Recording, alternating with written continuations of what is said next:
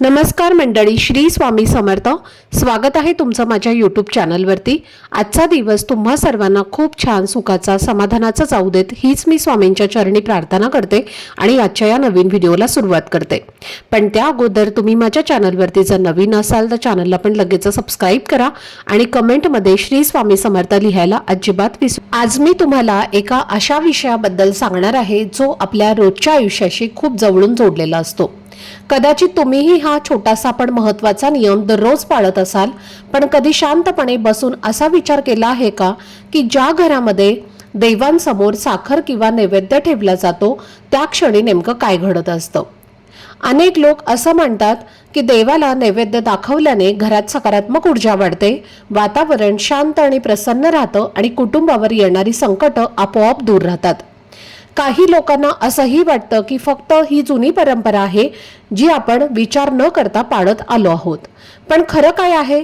यामागचं आध्यात्मिक महत्त्व काय आहे आणि देवांसमोर साखर किंवा नैवेद्य ठेवण्याची परंपरा नेमकी का आहे, हे आपण आजच्या या व्हिडिओमध्ये समजून घेणार आहोत.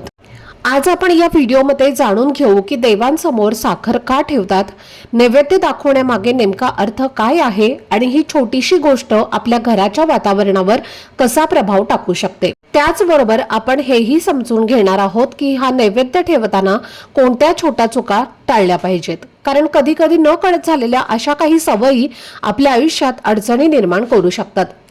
जर ही कृती योग्य पद्धतीने आणि श्रद्धेने केली तर आपल्या जीवनात कोणते सकारात्मक बदल होऊ शकतात हेही आपण आज जाणून घेणार आहोत. म्हणून हा व्हिडिओ शेवटपर्यंत नक्की पहा, कारण शेवटी मी एक तुम्हाला अतिशय सुंदर आणि महत्त्वाची माहिती सांगणार आहे. ही अशी गोष्ट आहे जी जवळजवळ प्रत्येक घरामध्ये रोज घडत असते, पण अनेक वेळेला आपण त्याकडे लक्ष देत नाही आणि जर त्यामध्ये चूक झाली तर काही वेळेला आयुष्यात अनावश्यक अडचणी आणि संकटांनाही सामोरं जाऊ लागू शकतं. तर चला आज या विषयाची सुरुवात करूयात. पण त्याआधी तुम्हाला एक छोटीशी विनंती आहे. जर तुम्ही माझ्या चॅनलवरती जर नवीन असाल तर चॅनलला पण लगेच सबस्क्राईब करा आणि जो बाजूला बेल आयकॉन दिसत आहे त्यावरती पण प्रेस करा, म्हणजे मी जेव्हा कधीही नवीन व्हिडिओज अपलोड करेन त्याचं नोटिफिकेशन सर्वात आधी तुम्हाला मिळेल आणि तुमचा एकही व्हिडिओ हा मिस होणार नाही. तसेच कमेंटमध्ये ओम नमः शिवाय असं नक्की लिहा, कारण भोलेनाथांचं नाव मनापासून घेतलं तर त्यांच्या कृपेचा वर्षाव आपल्या कुटुंबावर, आपल्या मुलांवर आणि आपल्या घरावर सदैव राहतो. आपल्या भारतीय संस्कृतीमध्ये देवपूजेला खूप मोठं आणि पवित्र स्थान दिलं गेलं आहे, कारण आपण देवघर असणं म्हणजे फक्त भिंतीतला एक छोटासा कोपरा नसतो, तर तो त्या संपूर्ण घराचा एक प्रकारचा ऊर्जा केंद्र मानला जातो. ज्या घरात रोज सकाळी किंवा संध्याकाळी दिवा लावला जातो, अगरबत्ती पेटवली जाते आणि देवाला प्रेमाने नैवेद्य दाखवला जातो, त्या घरात न कळत एक वेगळीच शिस्त, स्वच्छता आणि सकारात्मक वातावरण तयार होतं.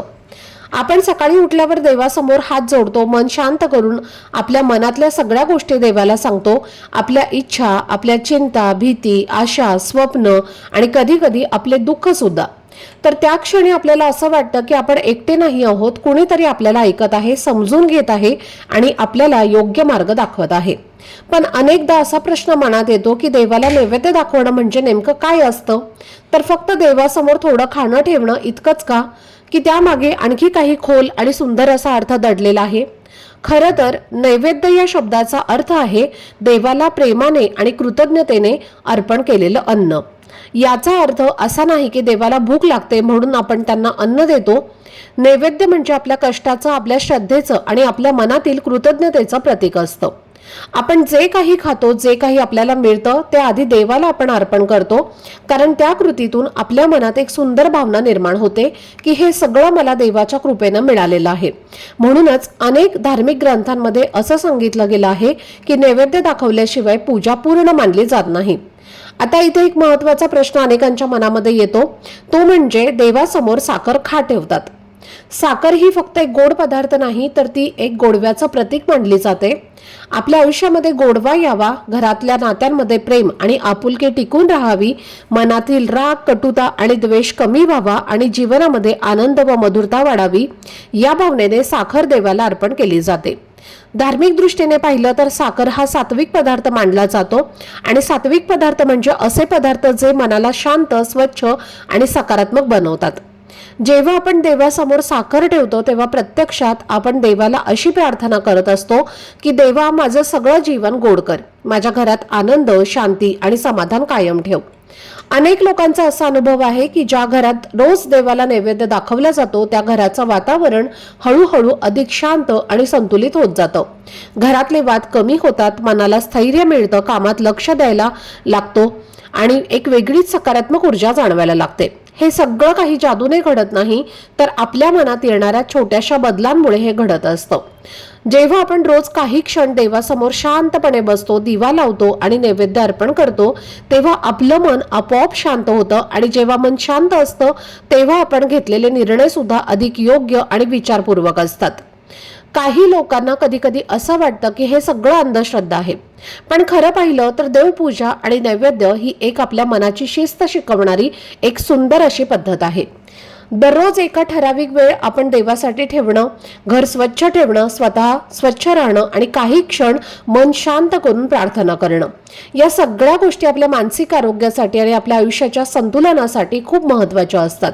म्हणूनच ज्या घरात ही छोटी पण सुंदर शिस्त पाळली जाते त्या घरात न कळत आयुष्य अधिक व्यवस्थित, शांत आणि आनंदी होत जातं. आता इथे एक महत्त्वाचा प्रश्न अनेकांच्या मनामध्ये येतो, तो म्हणजे देवाला नैवेद्य दाखवताना नेमकं काय ठेवावं. आपल्या शास्त्रानुसार आणि आपल्या परंपरेनुसार नैवेद्यामध्ये नेहमी सात्विक आणि शुद्ध पदार्थ ठेवले जातात, जसं की फळं, साखर किंवा गूळ. तसेच गोड पदार्थ जसं की लाडू, पेढे, शिरा, साधं शिजवलेलं अन्न, दूध, दही किंवा तूप अशा गोष्टी देवाला अर्पण केल्या जाऊ शकतात. या सगळ्या वस्तू सात्विक मानल्या जातात आणि मनाला शुद्ध आणि शांत ठेवणाऱ्या असतात. सर्वात महत्त्वाची गोष्ट म्हणजे नैवेद्य बनवताना आणि देवाला अर्पण करताना आपलं मन स्वच्छ असावं, हात स्वच्छ असावेत आणि त्या कृतीमध्ये श्रद्धा असावी. कारण देवाला अर्पण केलेला प्रत्येक घास हा आपल्या कृतज्ञतेचा आणि प्रेमाचा भाव दर्शवत असतो. जसं नैवेद्यामध्ये काय ठेवावं हे महत्त्वाचं आहे, तसंच नैवेद्यामध्ये काय ठेवू नये हे सुद्धा तितकंच महत्त्वाचं आहे.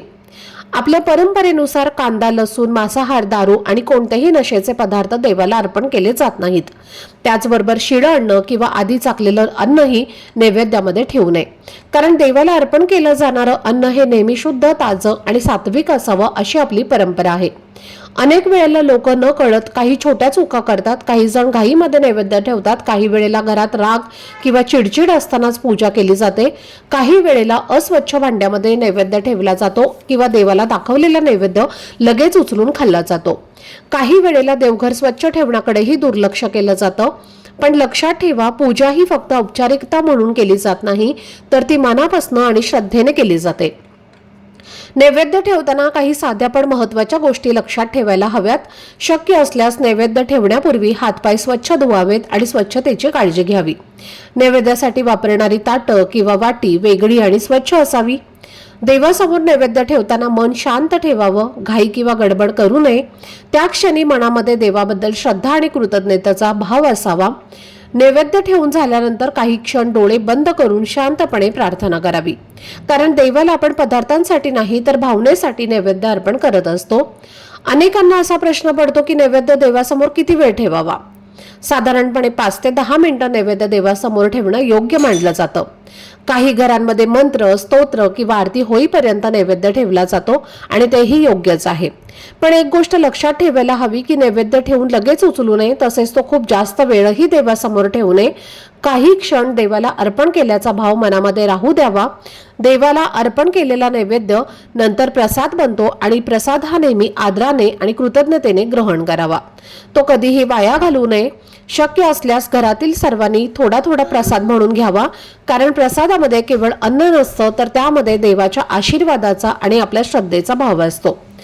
खरं पाहिलं तर नैवेद्य ठेवणं ही फक्त धार्मिक कृती नाही, तर ती आपल्या मनाला शुद्ध करण्याची, देवाबद्दल कृतज्ञता व्यक्त करण्याची आणि घरामध्ये सकारात्मकता वाढवण्याची एक सुंदर सवय आहे. जर तुम्ही रोज श्रद्धेने, शांत मनाने आणि योग्य पद्धतीने जर हा नैवेद्य अर्पण करत असाल, तर हळूहळू तुम्हाला स्वतःलाच जाणवेल की घरातील वातावरण अधिक शांत होत आहे, मन अधिक स्थिर होत आहे आणि आयुष्यामध्ये एक वेगळी सकारात्मक ऊर्जा निर्माण होत आहे. आता या व्हिडिओमधली सर्वात महत्त्वाची गोष्ट समजून घेऊयात, तर ती म्हणजे जर तुम्ही देवाला नैवेद्य ठेवत असाल तर ती खूप चांगली आणि शुभ सवय आहे, पण तो योग्य पद्धतीने ठेवणं हेही तितकंच महत्त्वाचं आहे. सामान्यपणे नैवेद्य फक्त 5 ते 10 मिनिटं देवासमोर ठेवायचा असतो. सकाळी स्वयंपाक झाल्यानंतर आंघोळ करून स्वच्छ अवस्थेत देवासमोर नैवेद्य तुम्ही ठेवू शकता. संध्याकाळीही हातपाय स्वच्छ धुवून जे काही घरामध्ये स्वयंपाक केला असेल, जसं की भाजी भाकरी किंवा इतर साधं अन्न, त्यापैकी थोडासा भाग देवाला तुम्ही अर्पण करू शकता आणि त्यासोबत साखर सुद्धा ठेवू शकता. तुमच्या घरात ज्या पद्धतीने नैवेद्य ठेवण्याची परंपरा असेल त्या पद्धतीने तुम्ही तो ठेवू शकता. फक्त एक गोष्ट नेहमी लक्षात ठेवा, ती म्हणजे नैवेद्य खूप जास्त वेळ देवासमोर ठेवू नये. अर्धा तास किंवा 1 तास तसाच ठेवण्याची गरज नसते. साधारणपणे 5 ते 10 मिनिटं पुरेशी असतात आणि त्यानंतर तो आदराने उचलून प्रसाद म्हणून ग्रहण करावा. अशी ही छोटीशी पण सुंदर परंपरा आपल्या आयुष्यामध्ये शांतता, कृतज्ञता आणि सकारात्मकता आणण्यामध्ये मदत करते. आता पुढे एक गोष्ट समजून घेऊयात जी अनेक लोकांच्या मनात येते, ती म्हणजे ज्या घरामध्ये देवासमोर नैवेद्य ठेवला जात नाही तिथं नेमकं काय घडतं.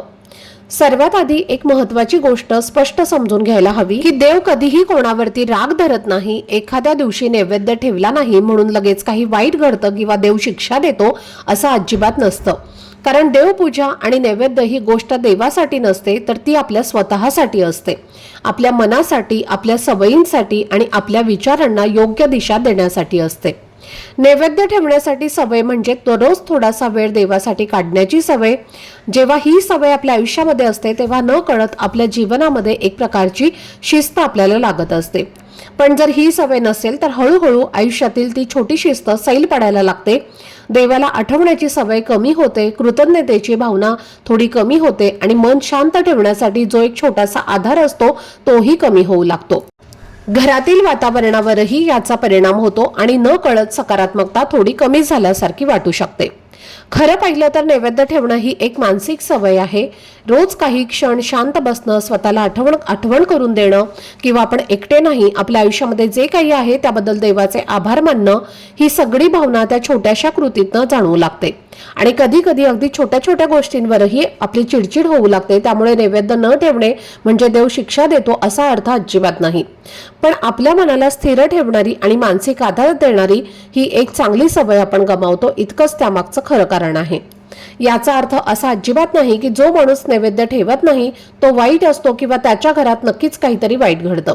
अनेक लोक असे मानतात की जे मनाने खूप चांगले असतात, इतरांची मदत करतात, प्रामाणिकपणे आयुष्य जगतात आणि लोकांसाठी नेहमी चांगला विचार करतात, कधी कधी ते नेहमीच पूजा आणि नैवेद्य करत नसले तरी त्यांचा स्वभाव आणि त्यांची चांगली कर्म त्यांना योग्य मार्गावर ठेवत असतं. तरी सुद्धा जर ही छोटी सवय आपल्या आयुष्यामध्ये आपण जर लावली तर ती आपल्या मनाला अधिक स्थिर ठेवण्यास मदत करते.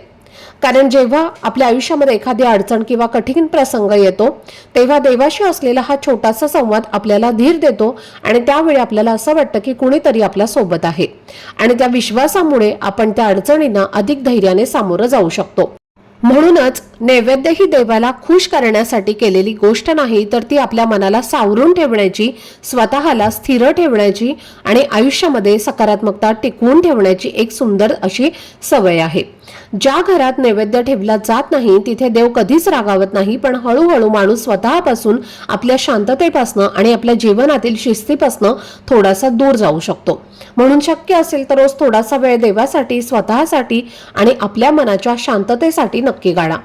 नैवेद्य साखरेचा असो, फळाचा असो किंवा साध्या अन्नाचा असो, महत्वाची गोष्ट म्हणजे त्यामागचा भाव. कारण देवाला पदार्थांपेक्षा भावना या अधिक प्रिय असतात. नैवेद्य ठेवताना ज्या काही छोट्या चुका आपण आधी पाहिल्या त्या टाळल्या आणि श्रद्धेने देवपूजा केली तर त्याचं पूर्ण फळ आपल्याला नक्की मिळतं. तर आजची ही सेवा मी मनापासून परमेश्वराच्या चरणी अर्पण करते. आजचा व्हिडिओ जर तुम्हाला आवडला असेल आणि यातून काही चांगली माहिती मिळाली असेल तर व्हिडिओला लाईक करा, आपल्या मित्रांबरोबर आणि कुटुंबासोबत शेअर करा, चॅनलला सबस्क्राईब करायला विसरू नका. पुन्हा भेटूया अशाच एका सुंदर आणि नवीन माहितीसह पुढच्या व्हिडिओमध्ये. तोपर्यंत सर्वांवर परमेश्वराची कृपा राहो. श्री स्वामी समर्थ. धन्यवाद.